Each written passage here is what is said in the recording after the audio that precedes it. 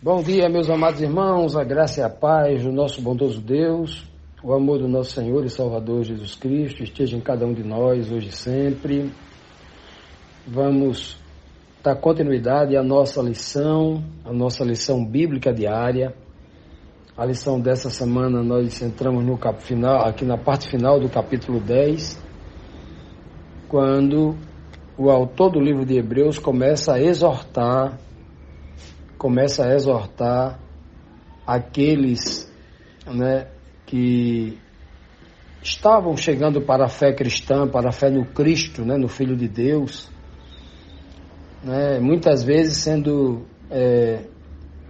tentando catequizá-los para que voltasse aos antigos rudimentos da antiga religião judaica, E aí Paulo está exortando aqui o povo, Na pergunta de ontem, ele mesmo vai dizer que aqueles irmãos haviam se compadecido dele, que ele passou por prisões, Esses irmãos, pela fé, tinham até permitido que os seus algozes roubassem os seus bens, Porque eles tinham uma certeza que o reino dos céus daria uma possessão muito maior e, obviamente, permanente, uma coisa que não passaria, E aí ele deixa bem claro que, em parte, alguns foram feitos espetáculos, pela vergonha e pela tribulação, uns, obviamente, um grupo, pela vergonha por estar ao lado de Cristo,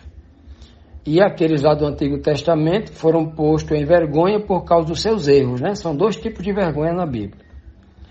Esse aqui, Paulo está exortando aqueles que estão do lado de Cristo, na fé. E uma parte desse povo foram participantes, com os que foram tratados assim, com os que participaram, embora eles não tenham sido presos, nem chicoteados, mas de certa forma Paulo foi preso e chicoteado, chicoteado e preso. Esse povo era participante com Paulo, estando do lado de fora, porque participava nas orações, intercedendo a Deus para que salvasse o apóstolo que estava lá sofrendo na mão lá do Estado e da religião. Pois bem, então hoje, na nossa primeira pergunta de hoje, da quinta-feira, pergunta 9, nós entramos agora numa pergunta muito interessante, Primeiro porque na pergunta de ontem ele falou de uma possessão muito maior muito maior e permanente. Então a pergunta 9 diz: que galardão é maior, o da primeira aliança ou da segunda aliança, a nova aliança?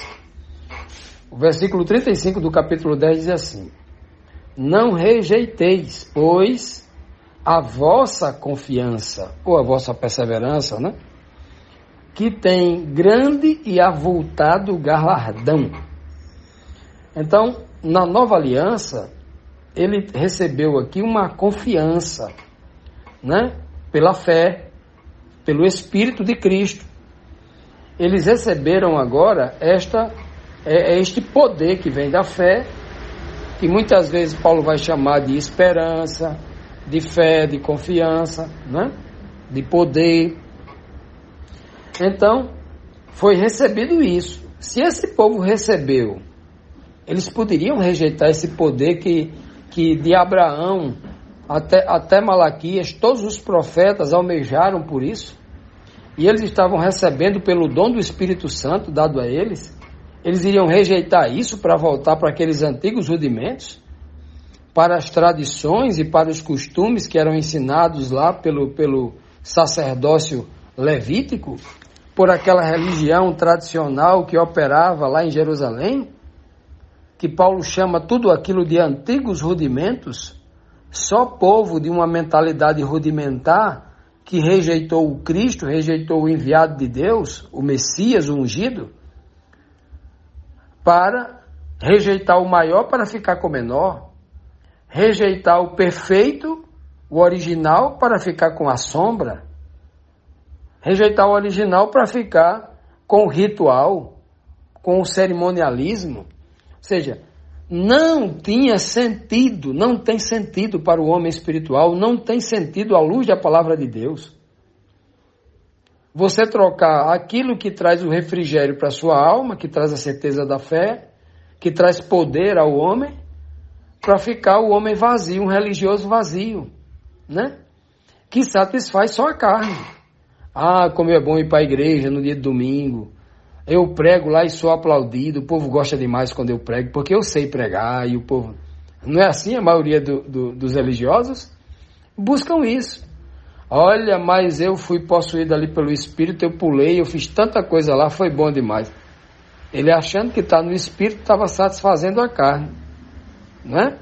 As emoções. Ou será que a carne não tem emoção? Né? Ou será que a carne não pende para a emoção? O cérebro não é carnal? Né? O espírito é racional, é diferente, não é mesmo? Pois bem, então, Paulo aqui, no versículo 35, ele está dizendo, ele já tinha falado no texto anterior, que se eles haviam roubado os bens do povo, haviam, né, lançado alguns nas prisões e tal, e o povo não havia, aqueles que perseveravam verdadeiramente na fé, não havia desistido de Cristo, mas perseveravam na fé, obedecendo a Deus, é porque a possessão dele era maior e permanente. E agora ele diz, essa possessão, ele fala aqui, que é um avultado galardão. É uma recompensa sem tamanho, não é? É algo assim indescritível.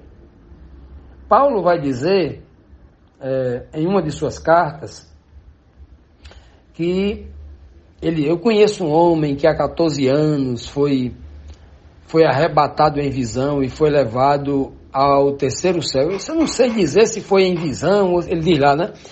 Eu não sei dizer se foi realmente em visão ou se foi algo real, mas foi um negócio tão estranho. Ele, obviamente, não tem que ter experimentado aquela emoção toda, né? Foi arrebatado ao terceiro céu, né? E lá viu coisas e ouviu coisas que ele não sabia explicar, não tinha as palavras no dicionário humano para ele poder descrever o que era aquilo que ele viu, né? Assim, por exemplo, nos dias de João, do Apocalipse, João vê cenas, por exemplo, ele vê provavelmente um helicóptero, né? Um avião caça lançando míssil e fogo explodindo, né? Ele viu isso. Mas como não tinha avião no tempo dele, nem essa palavra avião existia, aeronave não existia, então o que é que João vai dizer? Olha, eu vi uns gafanhotos de ferro, as asas batendo, fazendo barulho e lançando fogo pela boca. Essa é a descrição que ele vai dizer.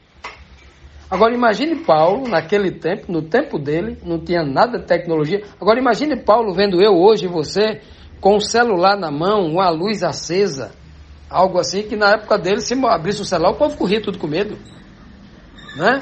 Então, imagine só, você que está fazendo um toque, conversando com outra pessoa a milhares de quilômetros, e você vendo a face do outro, já imaginou se alguém acreditava nisso no livro? Então, como é que João, Paulo ia escrever isso? Como é que ele ia mostrar isso? Não tem como? Então, Paulo está falando de algo no futuro que ele jamais poderia ver. É por isso que ele está usando esse texto aqui, muitos olhos. O que Deus tem preparado é uma recompensa, é um galardão muito grande que não tinha como explicar, nem no tempo de Paulo, nem no tempo de hoje. No tempo de hoje, o que seria um galardão muito grande? Seria o quê? Um estádio de futebol cheio de ouro e de prata e de pedras preciosas? Seria isso? Seria com certeza um avultado pagamento, um avultado galardão. Mas isso ainda é insignificante. Nenhum valor tem diante daquilo que Deus tem para dar. O homem, porque um estádio todinho de ouro, você só usa 70 anos e morre. Não tem como usar mais. Ou seja, é um tesouro que não te serve. Só serve por um pouco de tempo. Não é mesmo? Então, essa é a linguagem profunda que ele está tentando trazer para animar a fé dos cristãos, né? E qual era a fé da antiga aliança? Que morria juntamente com o animal lá do santuário. O fim é o próprio santuário, que foi derrubado e acabou o santuário. E agora? Está onde essa fé? É algo passageiro, temporário, e eles não conseguiam enxergar isso. Continuando, meus irmãos, vamos aqui para a próxima pergunta, a pergunta 10, que nos traz aqui mais um questionamento para a gente refletir aqui, tanto na pergunta quanto na resposta. A pergunta diz assim: que virtude é ainda mais necessária na nova aliança? Se essa virtude era uma necessidade na primeira aliança, na antiga aliança, na segunda é mais necessária ainda? Será que é? Hebreus 10, versículo 36 diz assim: porque necessitais, veja que ele fala de necessidade, ó.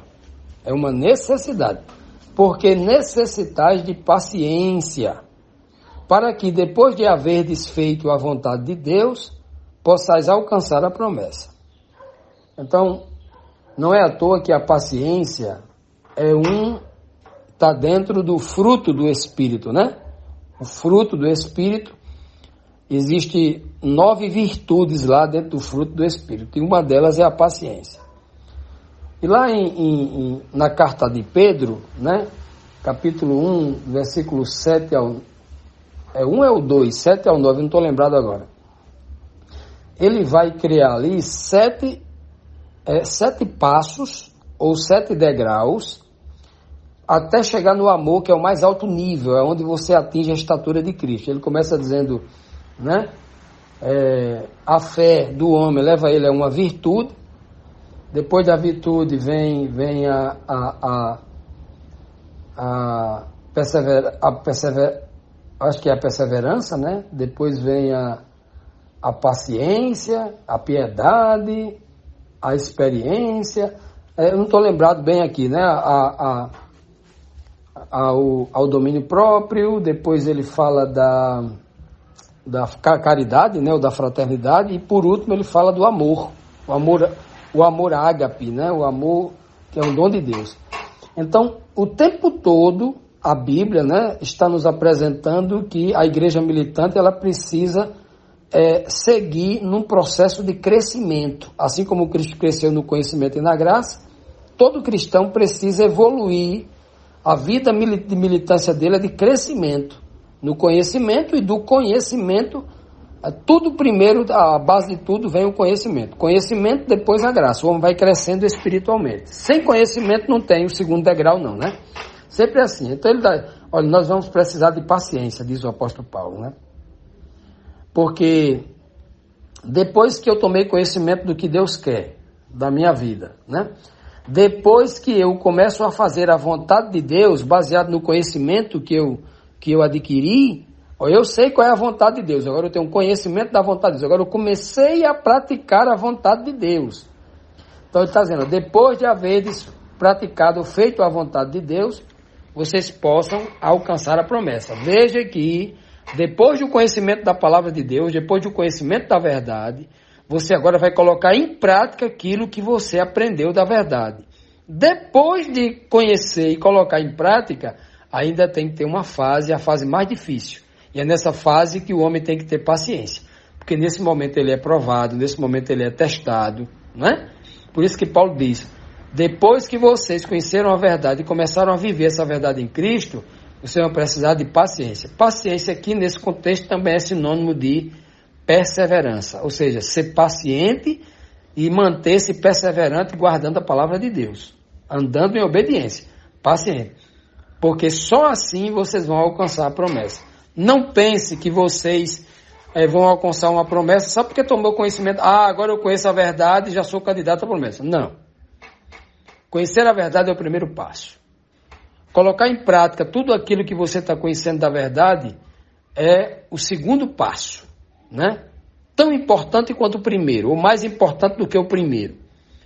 E agora o terceiro passo é aguardar, perseverar com paciência nessa verdade, nesse conhecimento adquirido.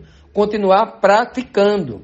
Não é pegar o conhecimento da verdade, você saber que tem que fazer aquilo, mas não faz. Ou seja, você sabe que a Bíblia diz, olha, faça isso. Você sabe que tem que fazer, acha bom que tem que fazer aquilo, sabe que é correto, incentiva os outros a fazerem, mas você não faz. Aí não adianta. Não adianta nem ter paciência. Paciência em quê? Se você não está praticando. Não é mesmo? Olhe que exortação Paulo está fazendo aqui. Isso aqui é a essência do Evangelho da Nova Aliança. É a essência. Por quê? Porque na Antiga Aliança, a turma presa à letra morta, né? Que não queriam evoluir, partir para a segunda fase, não queriam entrar na segunda aliança, eles viviam presos à letra morta, viviam de filosofia. O próprio Cristo falou assim, olha, tudo que os fariseus mandar vocês fazerem, façam, se estiver de acordo com a palavra, obviamente, né? Agora, não imite eles não, porque eles dizem, mas eles não fazem. Ou seja, eles podiam até ter conhecimento do que tinha que fazer, mas eles não movem nem com um dedo para fazer, para colocar em prática a verdade que chegou ao conhecimento deles. E esse era o grande problema dos fariseus, né? Eles eram tão teóricos, né? Viviam tanto na base assim no mundo da utopia, faço o que eu digo, mas não faço o que eu faço, que eles chegavam até a enrijecer uma lei. No dia de sábado você não pode nem cuspir no chão para não ter o trabalho de cobrir com o pé, com a areia, com o seu pé. Já imaginou um negócio desse? Eu não estou dizendo que essa lei existia, estou citando aqui um exemplo aqui absurdo. Então eles começam a enrijecer a lei para tentar transmitir para as pessoas que eles eram altamente consagrados. Mas eles conseguiam guardar essa lei? Quantos deles não cuspiam no chão e cobriam sem ninguém estar vendo? É muito fácil você enrijecer uma lei para os outros, mas para ele mesmo. O nome disso é hipocrisia, o nome disso hoje virou sinônimo de farisaísmo, né? Mas aqui, olha, é uma verdade que o Espírito está falando a você e a mim, querendo encontrar homens e mulheres espirituais, ouvidos espirituais, para que entendam que o verdadeiro crente é aquele que coloca em prática essas verdades quando os olhos dos homens não estão vendo, é só Ele e Deus, né? Por isso que o homem vai precisar dessa virtude, desse sentimento, né? Deste dom chamado paciência, né? Esse dom que vai formatando o meu caráter. Se eu sou um homem paciente e ansioso, o Espírito de Deus vai fazer eu ser um homem paciente. Se eu fizer o quê? Se eu tomar conhecimento da verdade e colocar em prática. E aí, esse dom, esse fruto vai ser desenvolvido em mim. Para quê? Com um objetivo só, para que eu alcance a promessa. Qual é a promessa? A promessa da Bíblia qual é? A vida eterna, o reino de Deus, viver para sempre com Deus e com Cristo, com os irmãos pela eternidade sem fim. Que bênção, não é? Que o Senhor nos abençoe e nos dê o poder do seu Santo Espírito para que a gente possa perseverar depois de tomar o conhecimento da verdade e depois de colocar em prática.